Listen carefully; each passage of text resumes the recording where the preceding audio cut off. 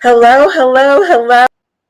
Brad is not Brad, but Steve was up. He just kind of popped into the scene there.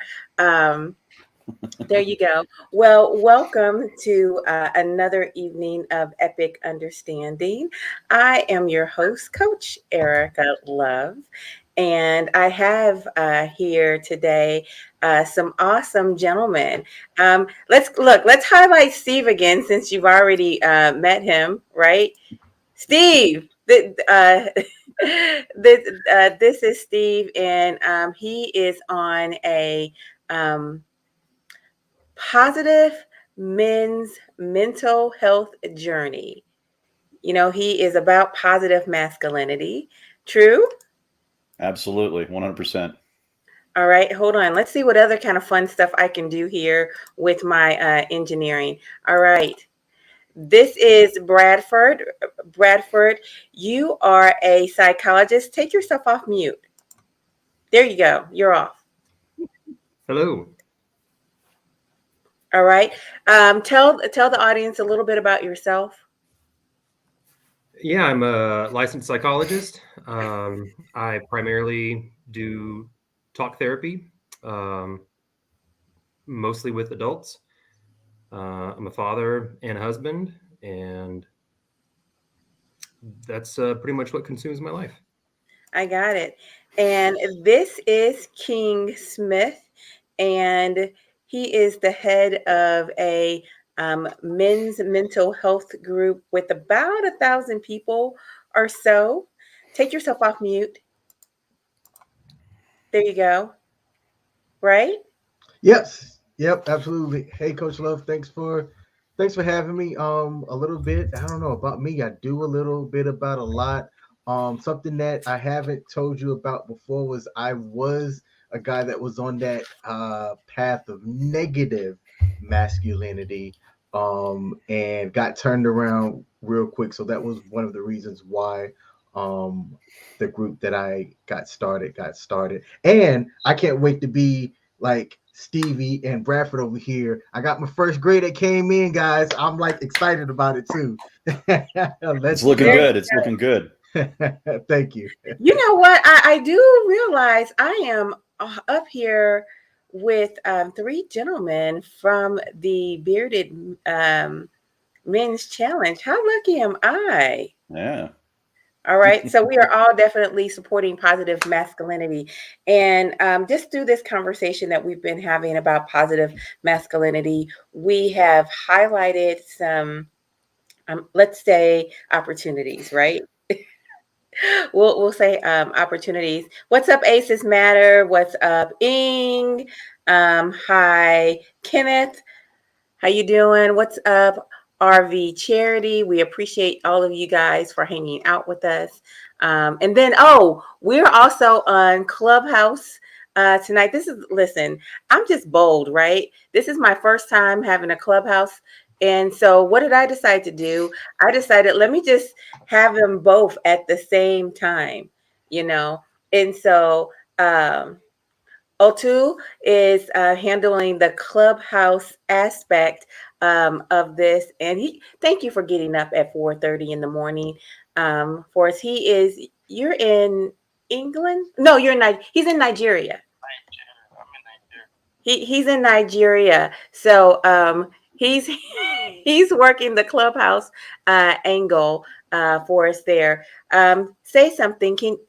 Say something, O'Toole? Hi, good morning, everybody. It's morning here in Nigeria. Okay, it's nice meeting all of you. All I'll right. be here from the clubhouse, and look forward to having fun.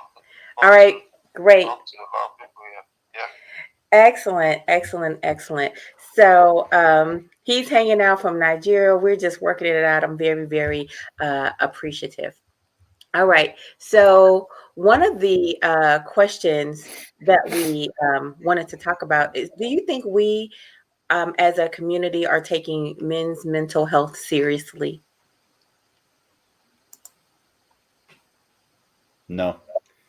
No. No. And why do you say that? Why do you say that? No, I'll let King go first.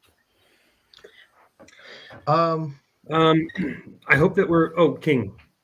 No. Go for it. Go ahead. No, absolutely, go ahead because I have to find something.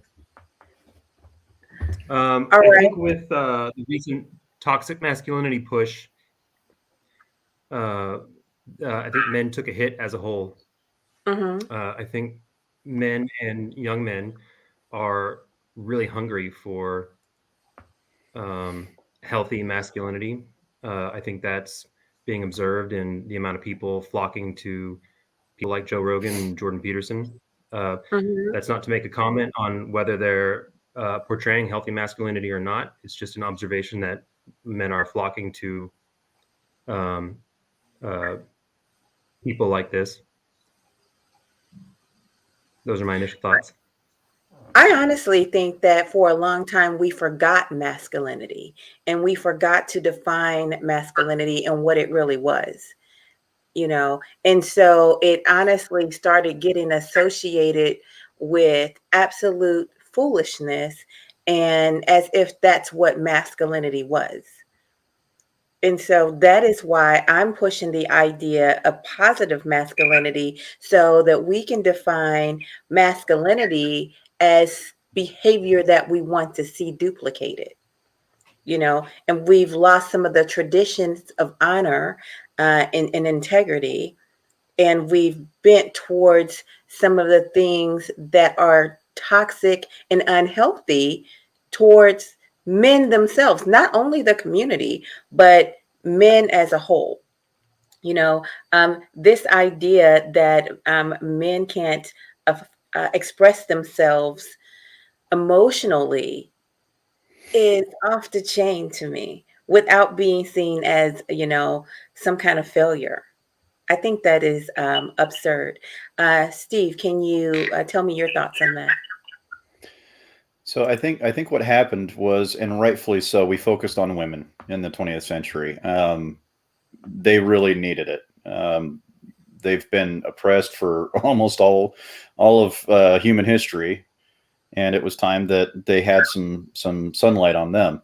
And the problem happened was that we didn't bring men with them into the 20th century. And so men just kind of went on with the status quo: work, have children, work, have children, work, have children, die.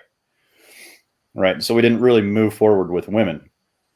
And then when it came time to be held accountable for our actions, because for a while there, we had some very toxic behavior, sexism in the workspace, sexism at home, any number of things.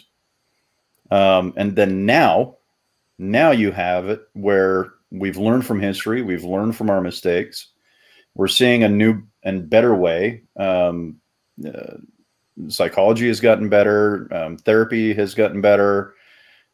I think what you're seeing is now is originally when the toxic masculinity idea hit the world, really, it was a self-corrective behavior on the part of society, right? We didn't like what some men were doing, and we're going to say it loud, and we're going to change this, right? Mm-hmm. But the problem is if we're not careful, that pendulum will swing too far to the point where we won't be able to recover men.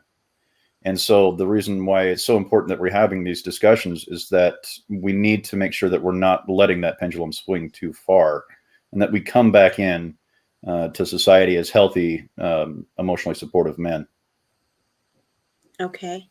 O'Toole, I'm curious what your thought is. Because he's in Nigeria, and basically everybody on the panel comes from a really American standpoint. What are your thoughts? Well, good morning again. For one, if you want to relate the idea in the Nigerian African context, you're going to really be amazed. I can say in Nigeria where I'm from, it's absent or non-existent. It's not exactly an idea that is being pushed around here.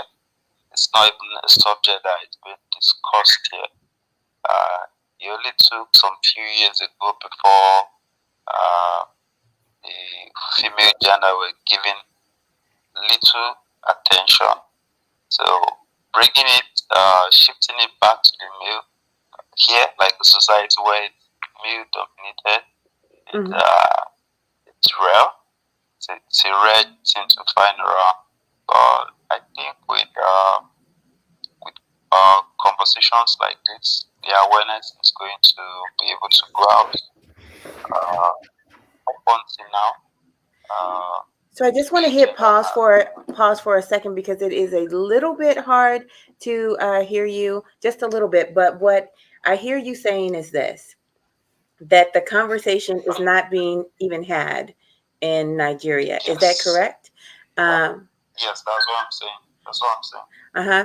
And so I'm wondering, are you all where we were a few years ago, where masculinity is just whatever men do, that's associated with masculinity? Is that where you guys are? Yes, we're at that point.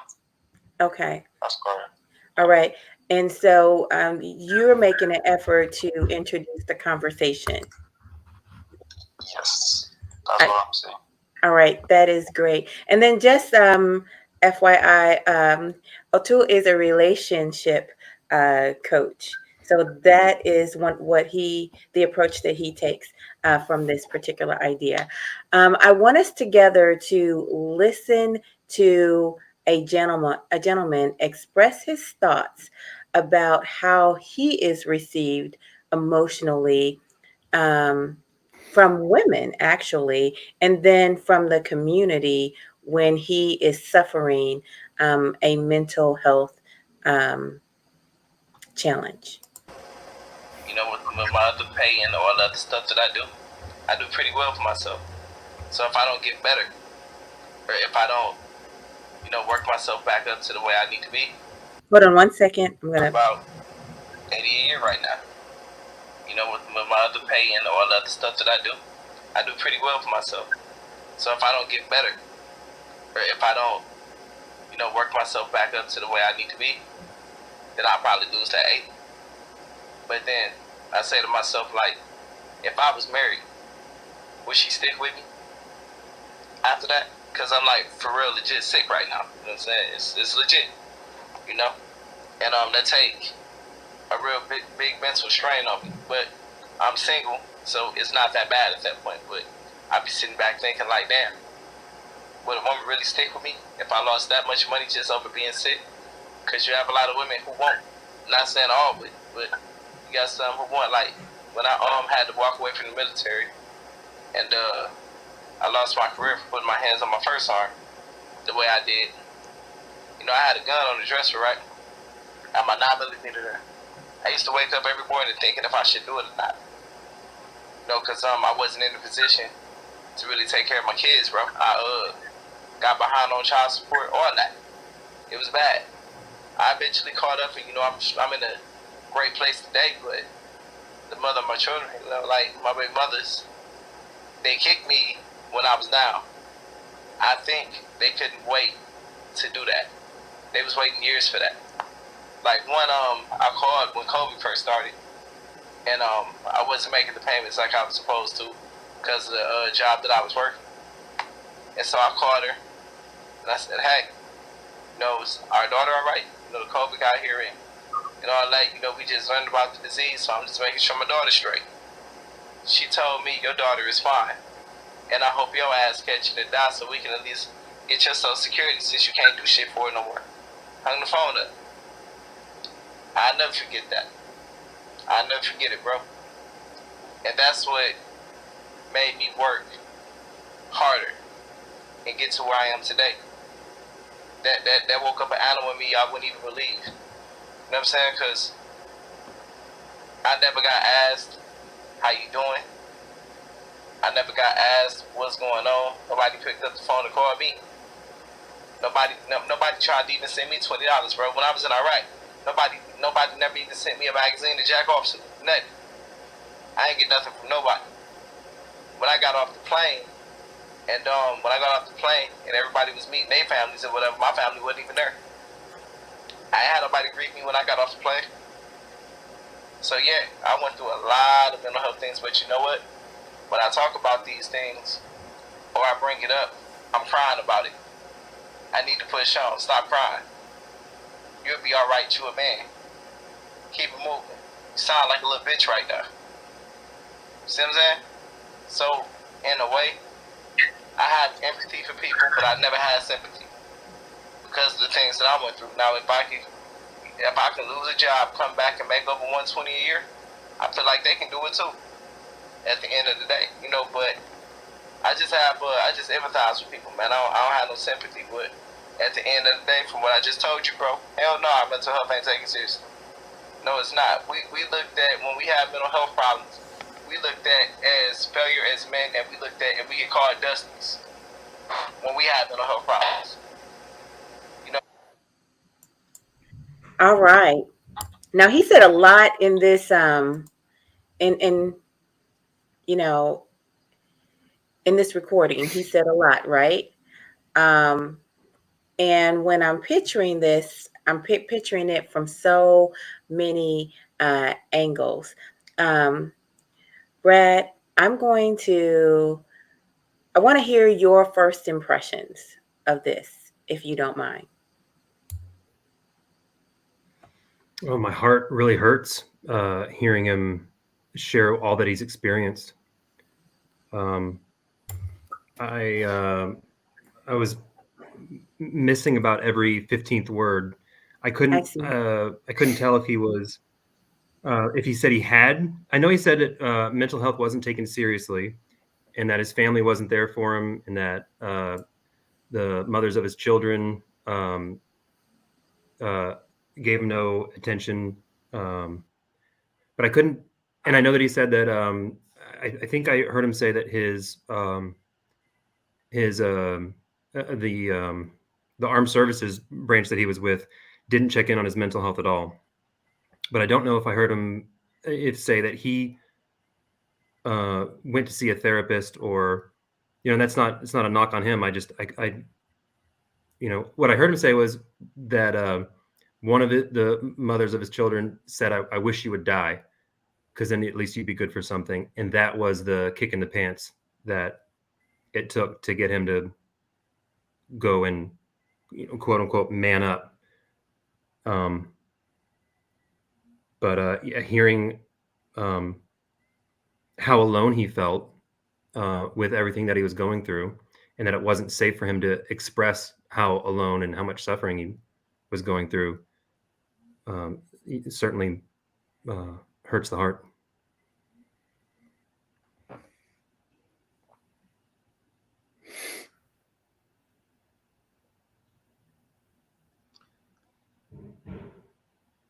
I think we lost Coach. Yeah, I think we lost Coach. Oh, I'm here.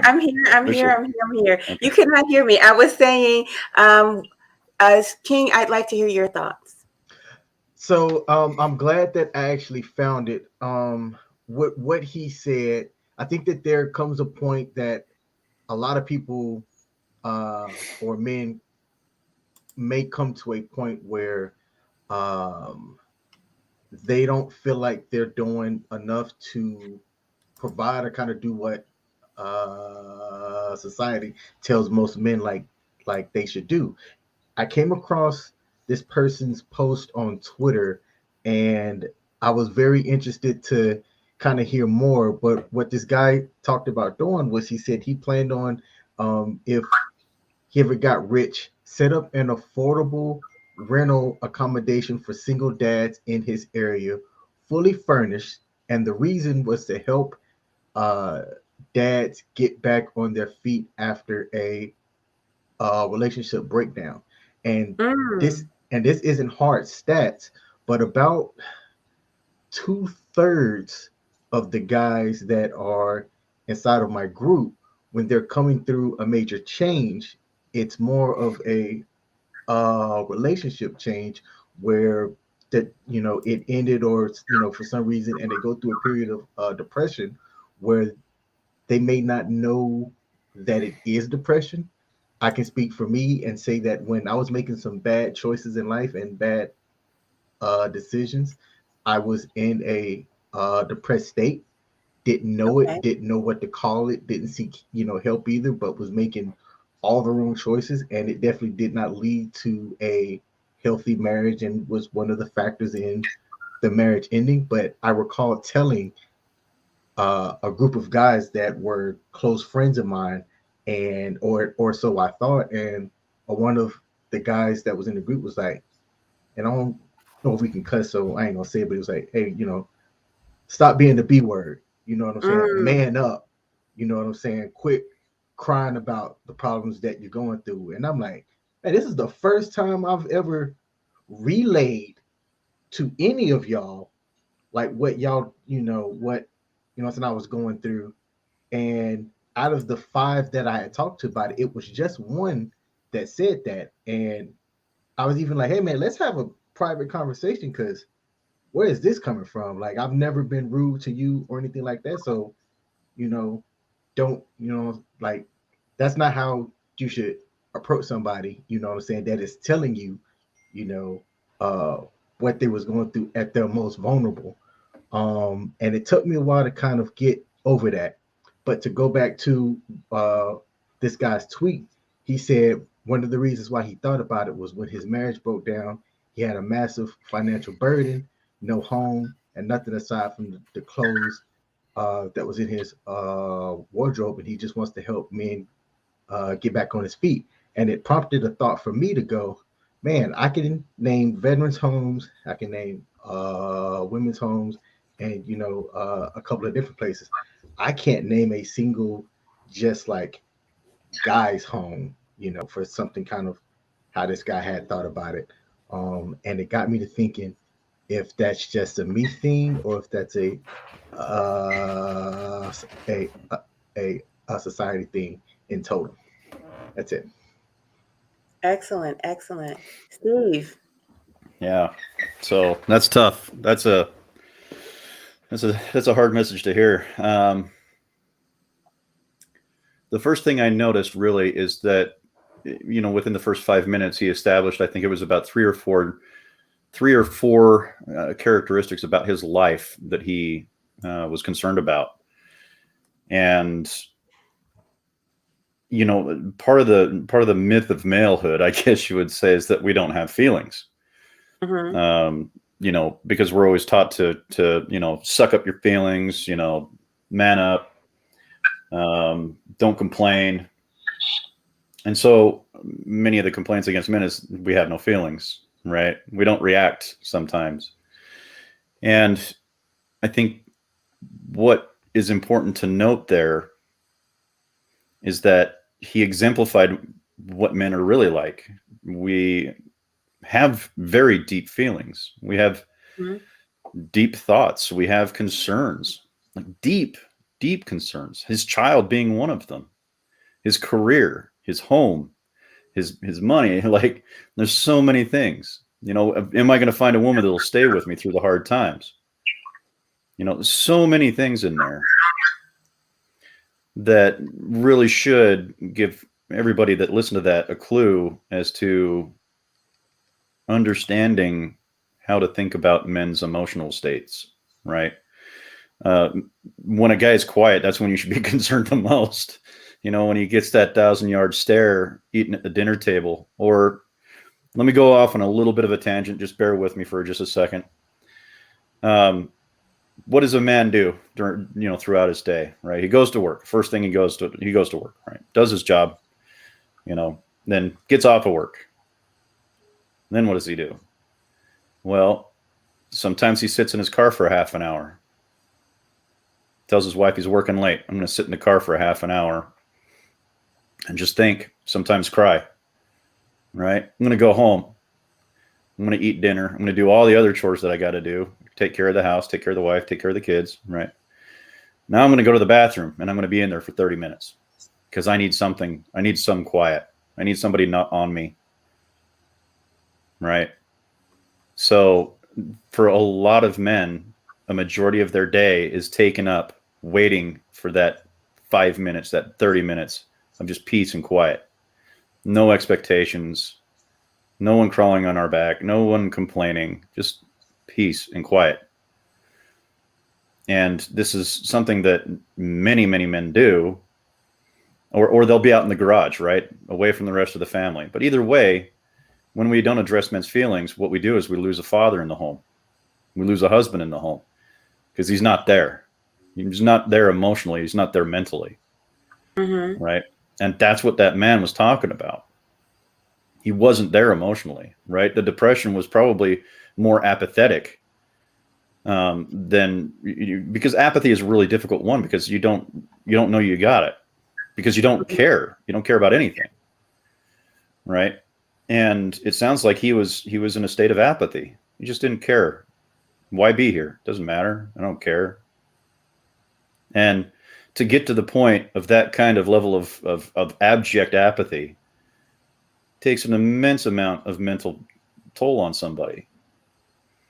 And how do we draw people back out of that? Well, lucky for him, he's the kind of man that heard something and took action. He was like, like he said, this ex old lady, he said, why don't you just die? You'd be more useful for your Social Security than you would be right now. Right. And that popped him, right? That popped him out of that apathy, that depression, got his ass going. And the problem with that is some men wouldn't have done that. Those are the men that we lose to suicide. Those are the men that we lose to oblivion, really. So that's what I took away from that. Seriously. Suicide was definitely an option for him because he said he used to look at the gun on every day. On a regular basis. He also said that he had an issue from being physical with, he called his first love.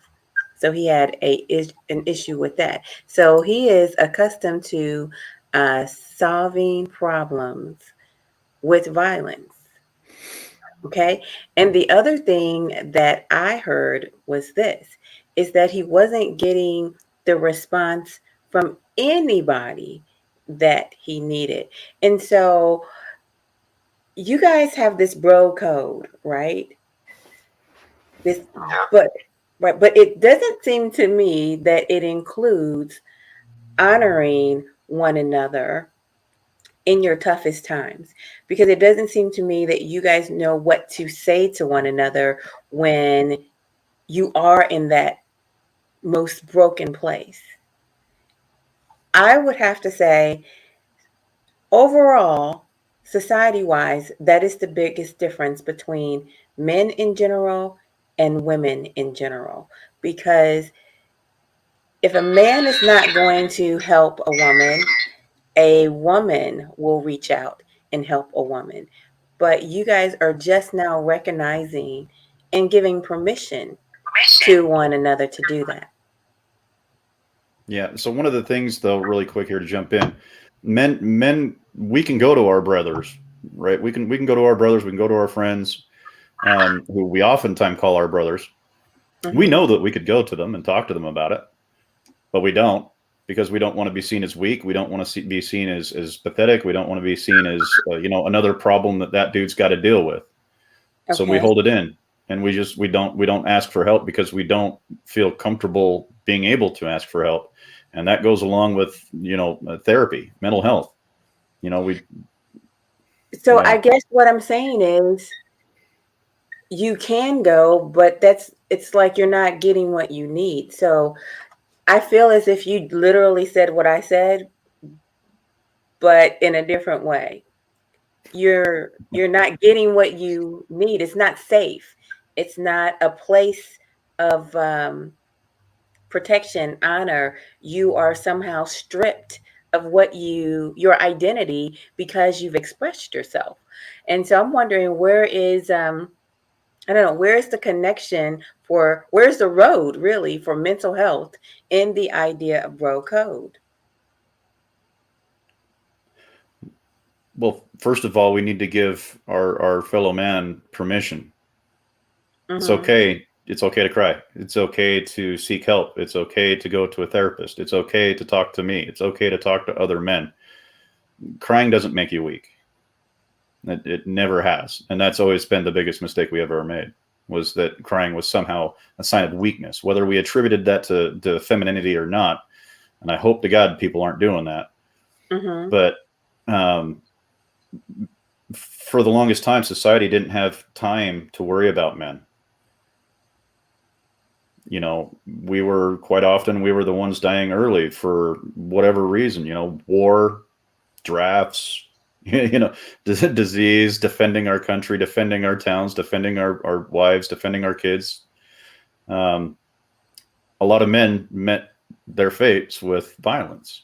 And so we kind of got into this habit of not really trying to get to know the men around us because we might lose them tomorrow. It was a natural response to the environment that we were in, right? Why would I want to get to know Bradford if he's going to die tomorrow or in a year? Like, I don't want to waste my time doing that. You get what I'm saying? So yeah, and I don't want to just took that natural response to everything. If I see Bradford, go ahead. I'm sorry, I'm lagging. You're right, and I don't want to feel bad if I see Steve or King die. I don't want to have a personal connection because it's easier to keep doing what I got to do if I don't have a personal connection to somebody. Keep your mental health, like keep your sanity. So you just tend not to get into a friendship with other men. But now that that's not a problem, we have a society that is not warring all the time. We're not having to defend our towns, communities, and everything all the time. And most of the time, war can be conducted from across the street with a drone. You know, we just go into this little building across the street, hit something in Iraq or Pakistan, and we go back across the street and go home, right? We don't have, there's no need for us to segregate ourselves and separate ourselves due to these old, outdated consciousnesses or feelings. What Warren Farrell called stage 1 relationships.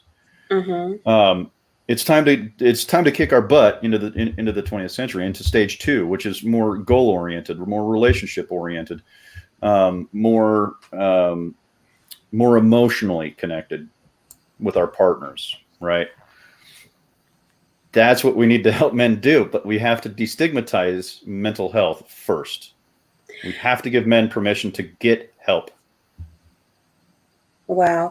And just FYI, Brad is having trouble with his internet connection, so he'll be back. I hope so. Yes. That said, I want to address this idea.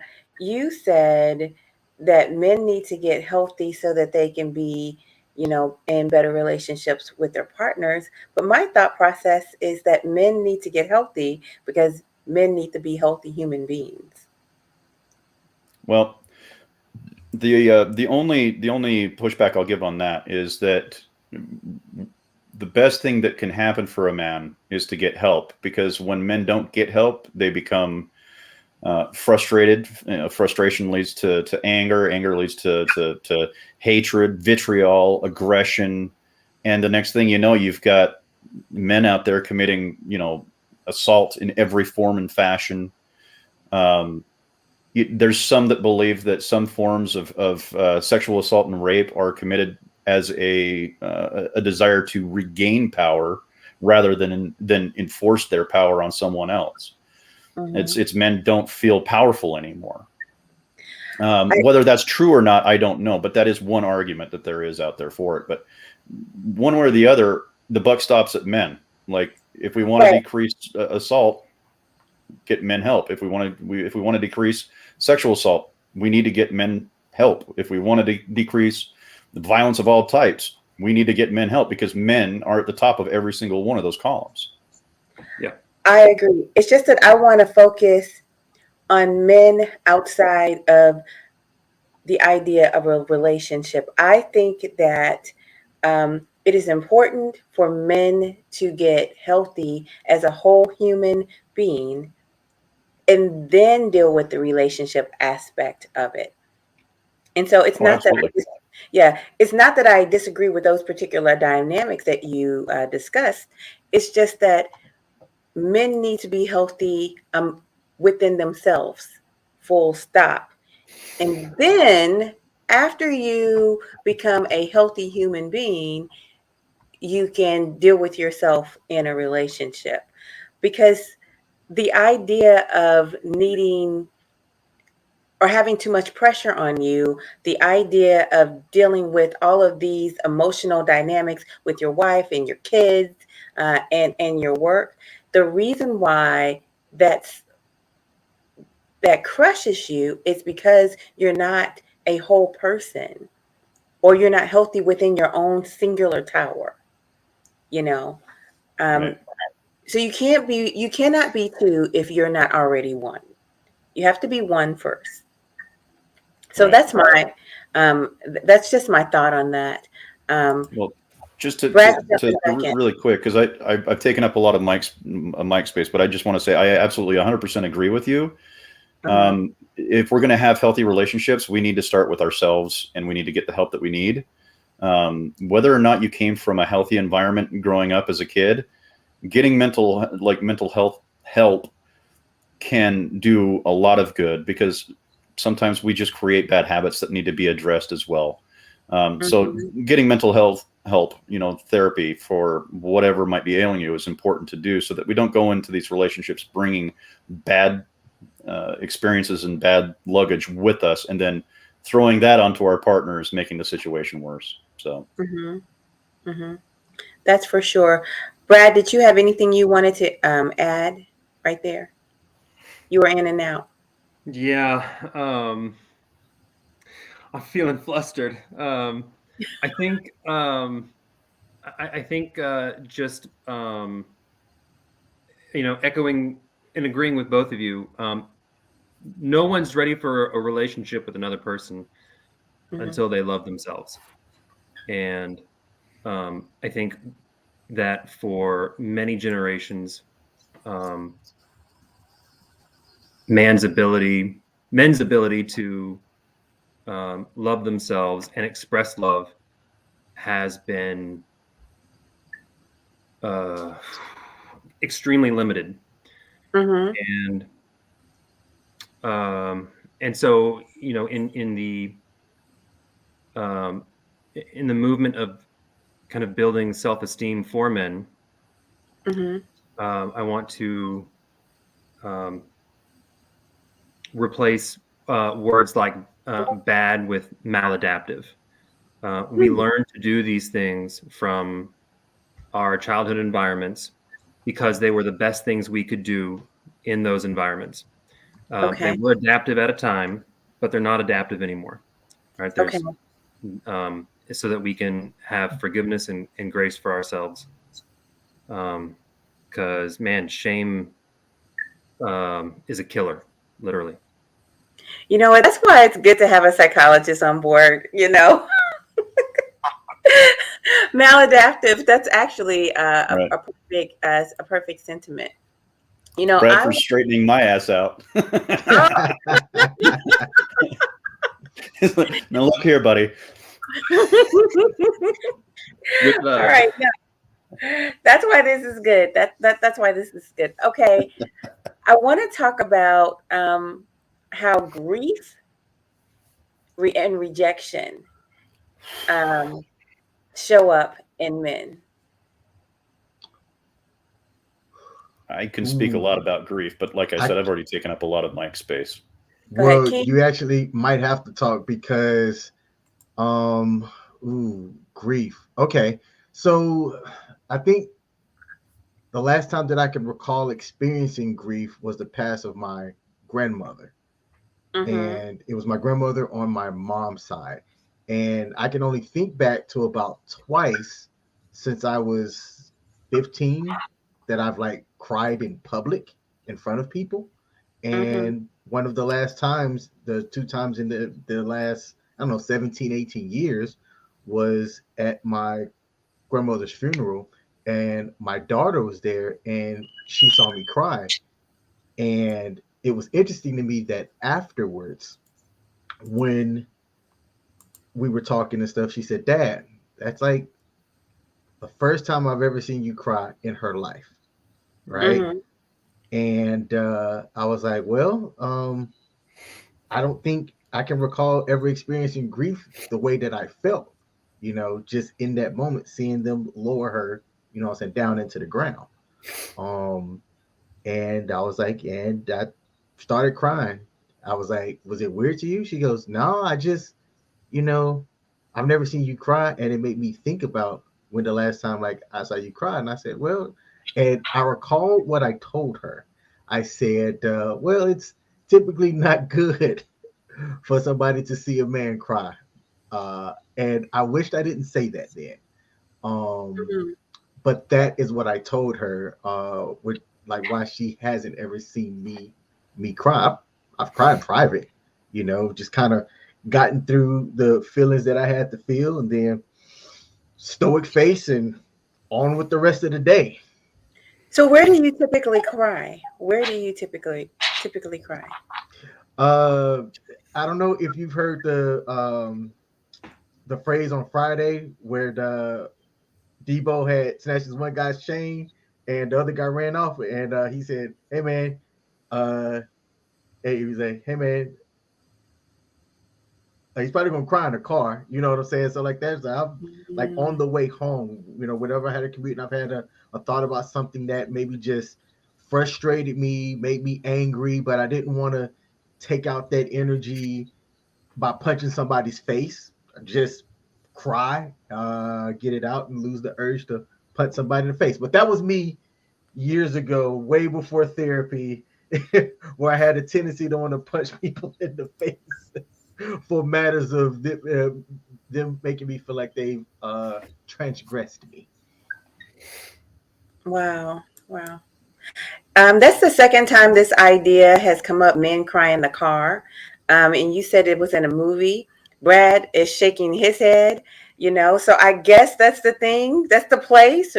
Men cry in the car, um, which is, I don't know. It's Men have a very personal connection with their cars, and so I'm not Yeah, sure what the car is a safe psychology is place, there. Yeah, Cars, right? Men will cry in a safe place, yeah, and the where car is a it's safe place. peace and quiet, and you can kind of, yeah, You can't yep. hear us cry. wow, Crying wow. is healthy. Yes, it So, is. so when a woman does something to a man's car, because when women get angry, right? I'm not saying this is healthy behavior. I'm just talking about reality. What do women destroy? Oh yeah, they coming Usually our after the game car, systems. The or if car. There's you're even a song about it. car, or if you're a gamer, the PS5. Whatever we love the most. Yes, Honestly, yes, whatever we love the most. yes. Well, Which also is why sometimes it's hard to really open up to people, because that's the first thing that they do is come after the thing or insult the thing that you're like passionate about. And when you talk to a lot of guys, some of the things that define them are the things that they're passionate about. okay. So is that why men basically only like to talk about sports? No, No. Well, no. explain. Give me some I don't like more. sports. Well, I don't you either. know what, Steve, you're an oddity. You know that. I know I am. I am. I mean, you I'm a walking weird around guy. doing your beekeeping thing. So, but men general, sports is like the universal language of men. You can always strike up a conversation with a guy if you want to talk about sports. It's For a the record, universal. Sorry? it's like nails on a chalkboard. It's so boring. It's it's so So boring. boring. King, what I'm what the say only you? one on this panel. I mean, I'm huge into sports. I'm looking forward to the Super Bowl. As a matter of fact, I had joked with a friend of mine today when his brother came in and asked, when is the Super Bowl? And I'm going to tell y'all what I said as a joke. I uttered the words, what kind of man asked that question? Right? Oh, Stanley says, He okay. Whew. All right, he agrees. Uh, KDJ agrees that you're agreeing with that, I suppose. Are you agreeing with about no sports, or you agreeing about there should be sports conversation? I'm trying to figure out what you're agreeing to there. But anyway, I just think besides Steve and Brad, most men really do embrace the idea of sports. Okay. Um, KDJ loves tennis. So there's just some kind of physicalness. I mean, even the mountain climbing, men are doing something physical to, I don't know, move things along. That's we're always doing battle. Like that's what many of us think that we were built for is to fight, to go into battles, to conquer things, right? So what are all of men's favorite activities generally? Sports, mountain climbing, so we can conquer a mountain, competition, because we missed the battlefield. Even in our own daily lives, even doing simple things, we're at battle, and we love it. We thrive in it, and the more challenges, the better. But that's basically why. So with you saying that, I want to talk about this particular idea. So many women describe the relationship with their man as if men treat them as if they are the enemy. Their man will treat them as if they're the enemy. And I think that approaches this idea that you said men are often at battle. Yeah. And a lot of people talk about the idea that they feel like they are sleeping with the enemy as if their man wants to win against them.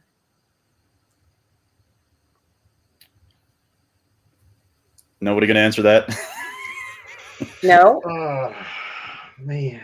I'm thinking of my caseload. I actually haven't heard that sentiment expressed very much. I hear it expressed as, I'm generating a lot of resentment towards my spouse or my partner, or my partner's making me very angry, or I don't understand why my husband or wife is doing this or won't do this.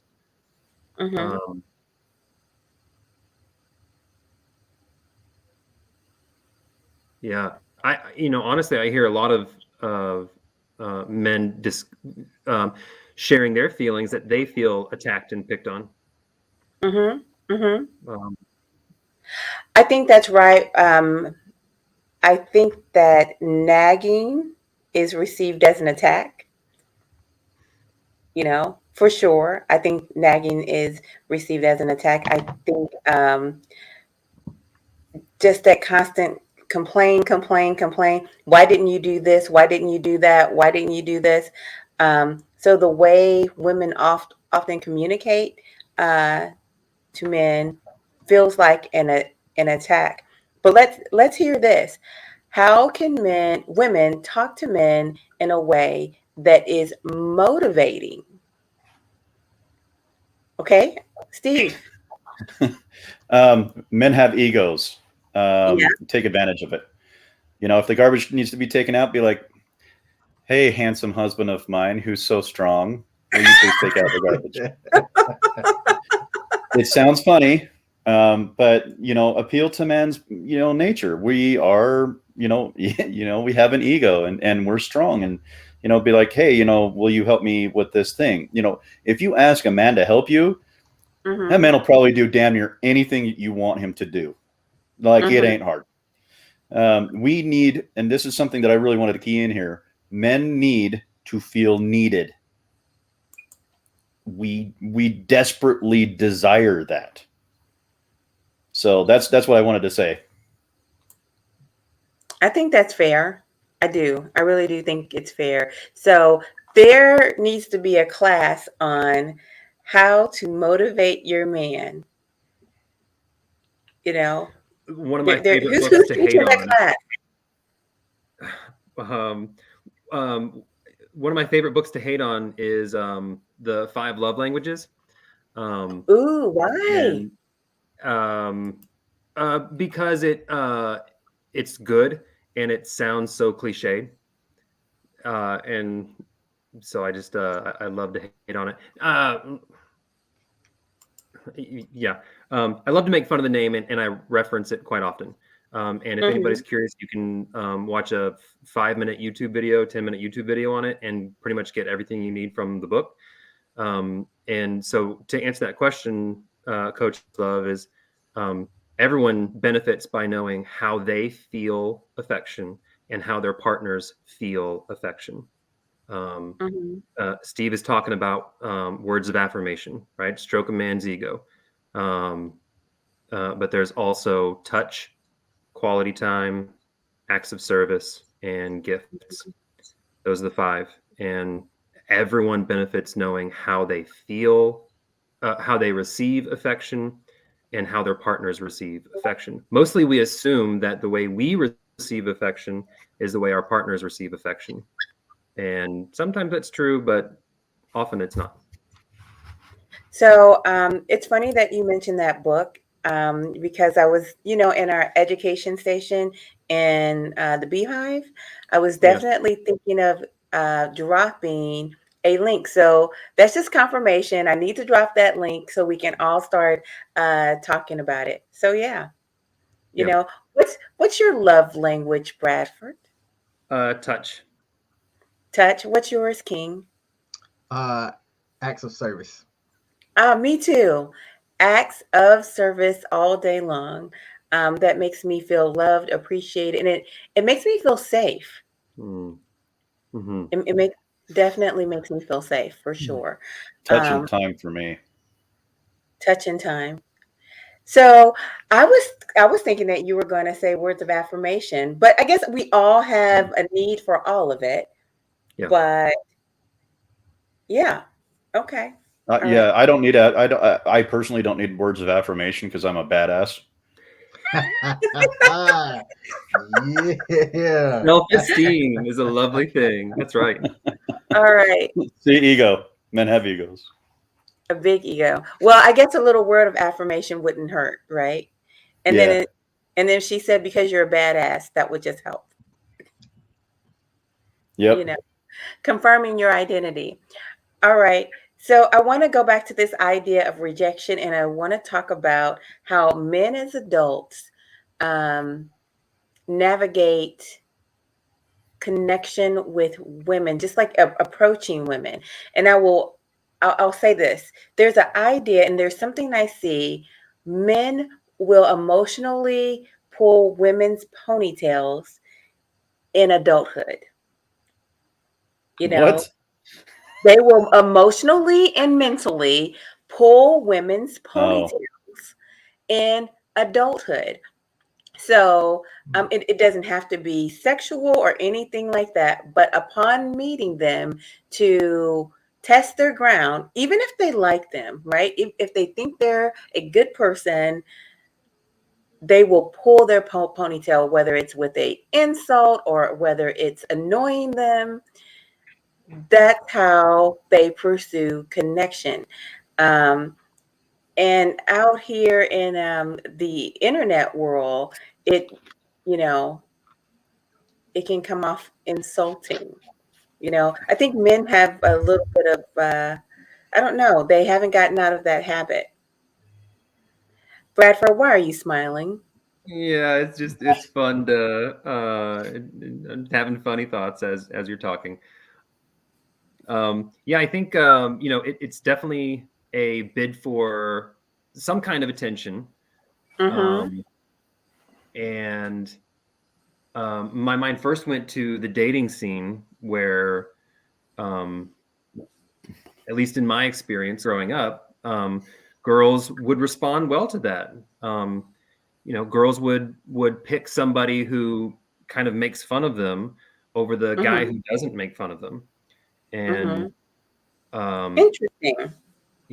Kids will chase each other, so they'll tease each other in elementary school. But I pretty much just think that I'm kind of feeling Judge Judy over here, but like it's just low emotional IQ. Like okay, if because we all love being playful, right? If a couple, it doesn't mean they're in a romantic relationship. It could just be like two people at work. But if they know that they like joshing with each other, and men often form relationships and bonds through teasing, through making fun of each Right. other. Mhm. So if the couple enjoys that kind of banter and playful, then great. But communication is key, because if one person doesn't enjoy that kind of being poked at, you gotta communicate that, and then the other person has to respect that. So I guess I like the relationship part, because a lot of times in a relationship, people will poke at one another. I guess what I'm thinking of is the initial connection. And sometimes because men don't know how to make a connection, they will do something bad just so that they can create the conversation. And then they'll say, I'm sorry, Yeah. Right. And so that's their avenue in. And now they have the person's attention. And it's like, don't do that. And I don't like it when you do this, da da da da. But there's a win because now you're talking. And That's right. then he says, oh, I'm sorry. I shouldn't have did that. I really like your hair. Really like your lipstick. And now the ice is broken and they can start talking. But that's just a common practice. It worked in the schoolyard, and men still do it to this day. Look, I love the the look that you guys have on your faces. You all look like you got caught with your hand in a cookie jar, and you're saying, Not all men, Coach No. Love. No, No. no. Yeah. no, I was trying to think no. of- Listen, first I want to say this is not all men. For sure, this is not all men. I'm just saying there's a segment of men that women experience this from. So, absolutely not all men. I'll tell you, some of you men are very suave, and you know exactly what to say to a woman. Okay? But there's just that other side that women experience as well. Men pull our ponytails. Well, I think it's a little bit of a way for a man to test the waters without embarrassing himself by rejection. Mm. Like how she reacts could be a indicator of her level of interest in you. So if we metaphorically pulled her ponytail and she turned around and did like, "Duh," then we know that was the wrong ponytail to pull, right? But if we pull someone's ponytail and they're like, "Hey," well, we know we've got a window, right? However you pull that ponytail, whether it's physically or metaphorically, that would be the best reason I could give you for why men do that kind of a behavior. See, Okay. I can't contribute to this conversation because I don't have a fear of rejection, but my approach has been to go into the room and be like, who likes me? You know what I'm saying? Because Yep. because then like I'm not gonna waste it. To me, it's wasting attention, time, and resources on somebody that may or may not like you. But if you're vibing to me, and I can see that, and that attraction's there, then okay, that's where I'm going to put my time. It's not out of a fear of rejection. It's I'd rather maximize my time possible. I'm with King on this one. That's what I do. I walk into a room. I don't give you a choice but to not like me. I don't give There you you a go. choice but to like me. Like I'm just going to walk in there and assume that everybody in that room likes me. Women and Okay. men, I don't care. Okay. I would say that's a good assumption, Yeah. I'm just You're saying like- some men might pull ponytails like that in that fashion to get that result. But overall, I don't do that. Apparently King does not do that. Yeah. And Bradford's been married for forever, I think. Okay, well, fair enough. Fair enough. As we round things out, what I'm really looking for is your top tips for positive mental health, for really going down a good path when it comes to men's mental health. I'm going to start with Bradford. Yeah. So I'll expand on the big three for men's mental health. We need to make sure our sleep is good, which means we're getting about the same amount of time of sleep. We're waking up at the same time in the morning. Our diet's good and our exercise is good. If those things are off, nobody's going to feel well. And then the fourth thing to add to that is mental health. And the quick things I can come up with there are be yourself, because we learn the most by making our own mistakes. We don't learn we don't learn very much by making other people's mistakes. So be yourself, love yourself, self-esteem, contrasting that with other esteem, which is this esteem we get from other people. Keep a journal, because the amount of insight we gain by noticing our own patterns over time is invaluable. And Very then I'm good. going to cheat and add one more. Surround yourself with people who will tell you the truth about you and care about you. There we go. I love it. I love it. King, what do you got? I say the same thing each time, and I'm kind of like a parrot on this. Do not be afraid to seek professional help. One of the biggest barriers or things that I've kind of seen are people, because of their job. Like, I'm a former guy who had served in the Air Force, and a lot of the stigma was, if you go to talk about mental health, that could affect your opportunities to deploy or job, status inside of the service. I'd say get to it would be great to get to a point to where you realize that your mental health matters above that. So don't be afraid to seek help. If you think that there's not an avenue or a way, or you can't afford to, that there are various resources out there that can help you get the help that you need if you ask for it. Because once you do that, I think that kind of starts that path of having that positive health and everything, that it adds to your toolkit of things that you can use. Awesome. Awesome. I love it. Thank you. Steve? It's tough. I think if I could choose three things, the first would be destigmatize mental health. Okay. Get into therapy, get in to see people, allow men to speak their mind and speak their feelings without criticism. Start a men's mental health group. King and I have both done it. I just accepted, I think, 4 more members for mine. I mean, guys are dying to be in that room at this point. You know what I mean? Second of all is get your testosterone checked as well. Oh, yeah. That can create a doozy on some people. Like I know it did me. Like my whole attitude on life changed as soon as I got on testosterone.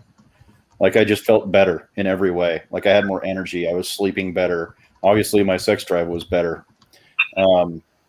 Everything was just better. My outlook on everything was just better because I felt better. But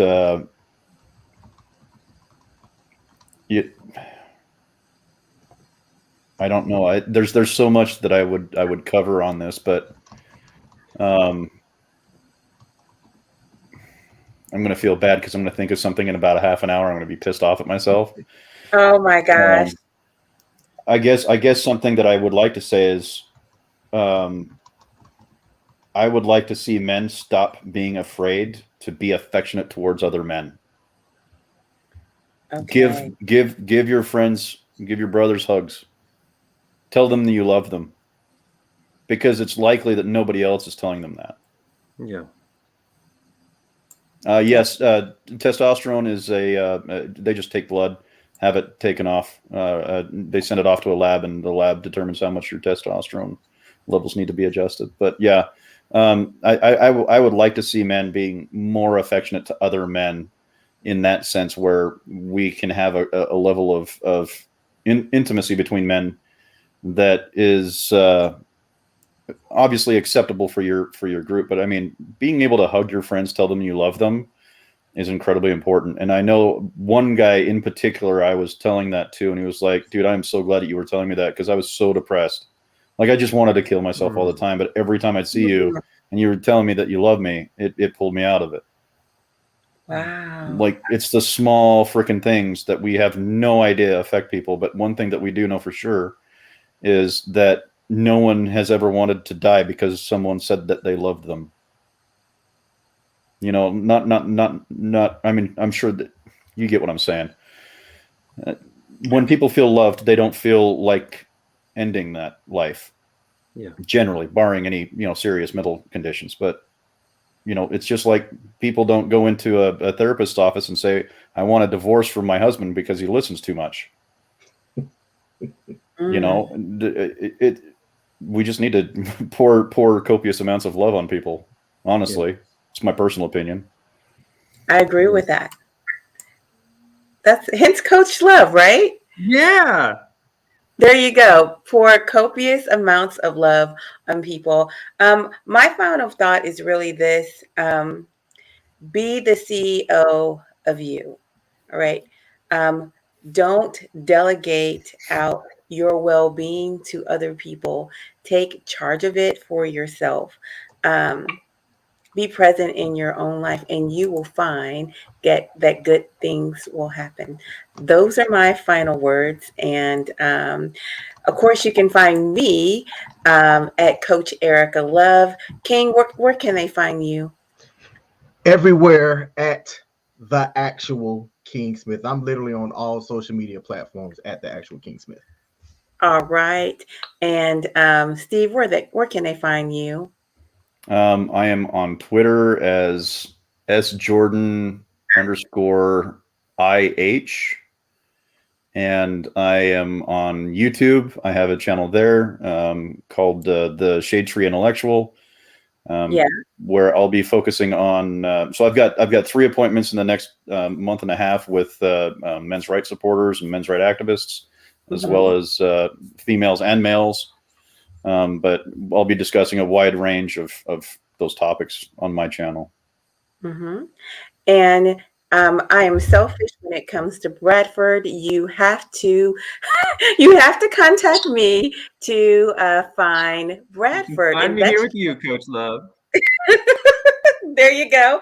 That's just the way it is. But if you like, you are welcome to leave him a message at 786-530-1967, and you can leave him a message there, and he'll receive it. And as they come in as necessary, he will address them. So leave a really good question, and we might answer it on air. Okay, family, it's been amazing hanging out with you guys. I can just say I'm 100% blessed, and we'll see you next time. Bye-bye for now. Thank you. Nice.